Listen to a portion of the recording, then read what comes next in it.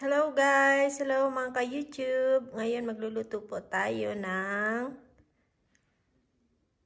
pork ribs caldereta. Ayan, na-marinate ko na yung caldereta ko, yung ribs. Minarinate ko lang siya ng Filipino ketchup, yung sweet and spicy, tsaka marmasita. Yun lang yung minarinate ko dyan sa meat ko. Simpleng caldereta lang po yung ating lulutuin. Ayan, may patatas. Then, red bell pepper, konting carrots. May frozen akong pineapple. And of course, yung garlic tsaka sibuyas. Yan lang po yung ating ingredients. Simpleng caldereta lang po to.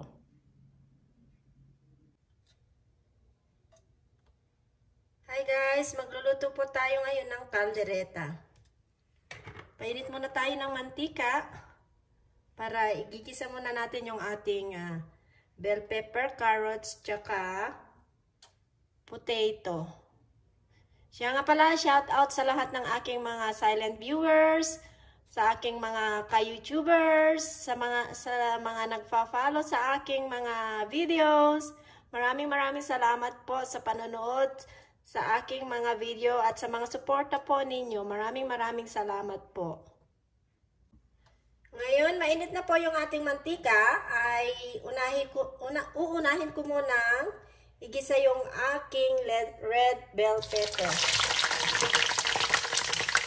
Ayan, para yung aroma ng ating red bell pepper ay mapupunta sa ating niluluto.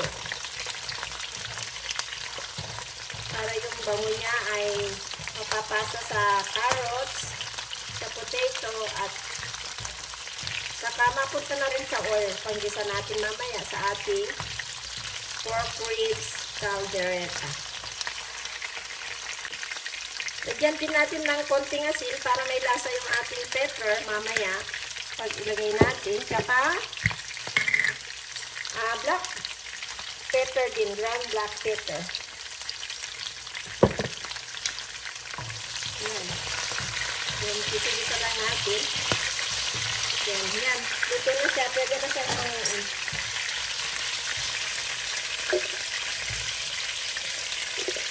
Separate lang po natin ito para pangsahog natin mamaya sa ating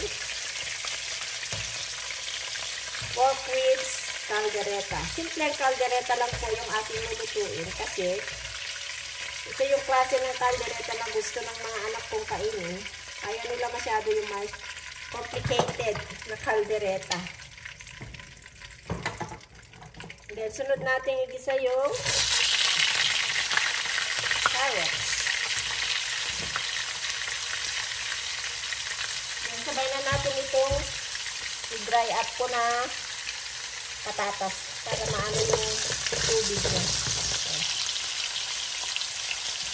Then, lagyan din natin ng konting asin para may lasa na yung ating patatas. Saka, black pepper din. Ayan, gisa-gisa lang po natin siya.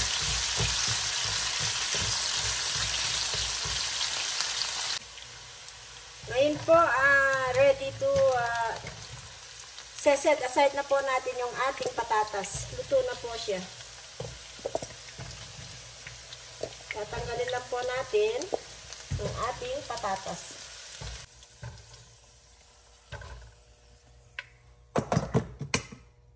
Ngayon po, gamitin natin the same kawali. Igigisa na po natin yung ating pork ribs. Unahin po muna natin ang ating bawang. Binawasan ko yung mantika kasi masyado mamantika na mamaya yung ating pork ribs. Then, lagay na natin yung ating sibuyas.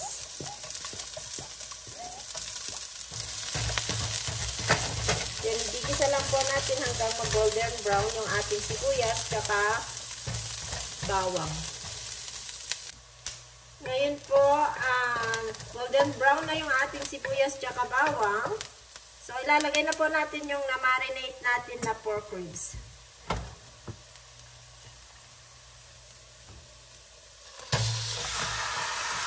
Ayan.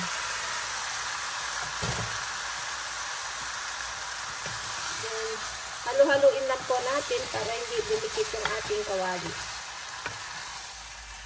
Minarinate ko na pala itong aking ribs ng sweet ketchup, yung Filipino ketchup, tsaka Mamacita lang, 2 pack ng Mamacita caldereta. Yun lang gamit ko dito.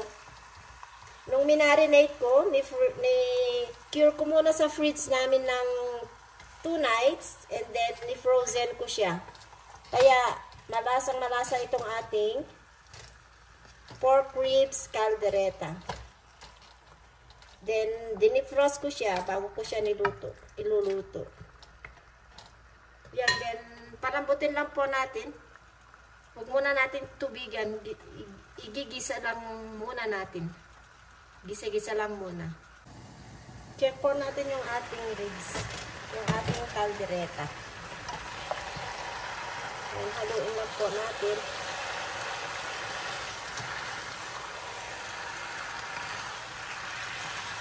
Hindi ko muna siya nilagyan ng tubig.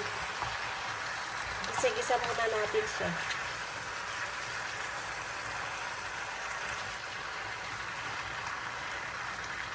Yan, takpan natin ulit. Takpan natin ulit. Check po natin ulit yung ating pork ribs caldereta. Ayan, lumabas na yung tubig ng, sariling tubig ng karne. Patutuyuin po muna natin siya bago natin siya dagdagan ng tubig. Yan na yung juice ng ribs. Lumabas na.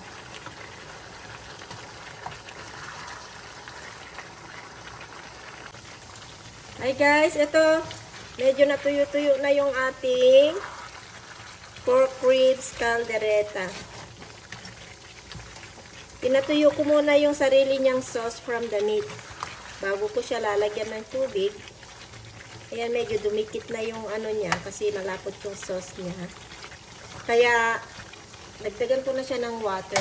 Palambutin po natin siya hanggang lumambot po yung ating pork ribs caldereta. Ayan yung sabaw. So, antayin lang po natin hanggang lumambot yung ating ribs. Yung karne, then ilagay na natin yung ating pineapple, yung pinya, tsaka yung niluto nating red bell pepper, carrots, tsaka potato. Takpan po natin, palambutin muna natin yung ating meat. Hello guys, check na po natin yung ating caldereta. Ayan, malambot na yung ating pork ribs caldereta.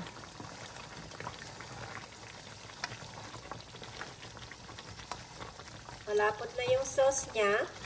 So, pwede na natin ilagay yung ating pineapple. Yung pinya po.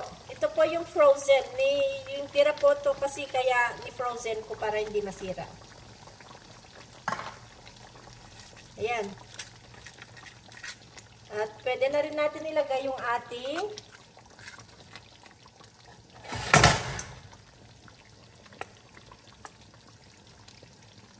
patatas tsaka carrots para medyo lumambot pa ng konti.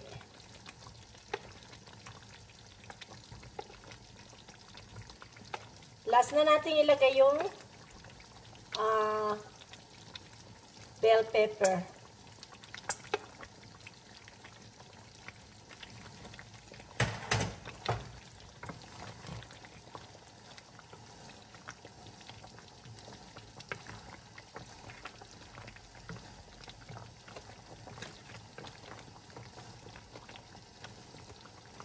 Ayan, sarap ng lasa. Bango. Ang bango. Napakasimpleng caldereta lang po to. Pasok sa bolsa. Hindi siya magarbo. Mamacita lang, na calderetas, tsaka yung Filipino banana ketchup lang yung sauce niya. Yun lang. Simple siya pero masarap. Promise, masarap siya. Then, lakpan natin. Lutuin na natin ng konti yung ating potato. Ngayon, check natin uli yung ating pork ribs caldereta. Yan, halo natin. Luto na yung patatas. So, pwede na nating i-toppings yung bell pepper.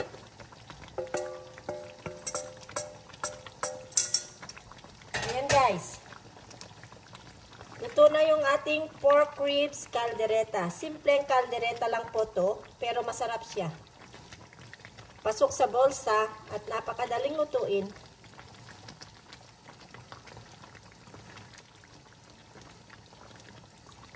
Yan, maraming salamat po sa panonood.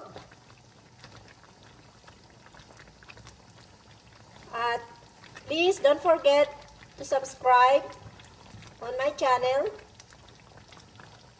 if you haven't subscribed yet, para updated po kayo sa bagong video na aking i-upload.